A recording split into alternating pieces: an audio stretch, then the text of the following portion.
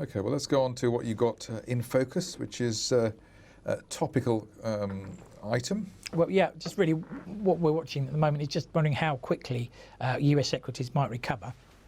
I can't claim any credit for the data here. The tip must go to Morningstar Research and StockTwits for this, but just run through the slide.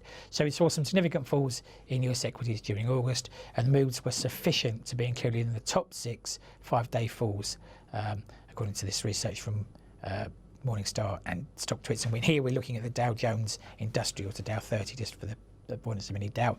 And the question we ask now, of course, is how quickly can US equities recover, if at all?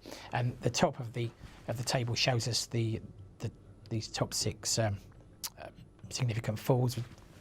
Black Monday noted 87, we fell 29.6% in 5 days.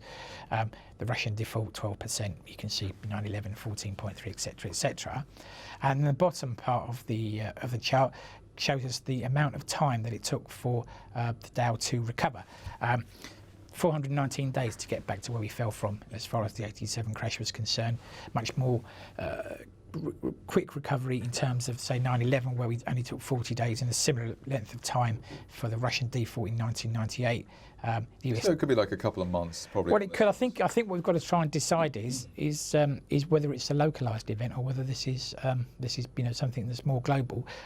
One interesting thing I think to point out is that some commentators have referenced a relatively modest revenue stream for the S&P 500 from China as a whole, and the research from Bloomberg and Goldman Sachs suggests that accounts for just 2% of total revenues for the S&P based on 2014 data, which could suggest that the moves in the US equity markets were more sentiment-led than actually based on cold hard data.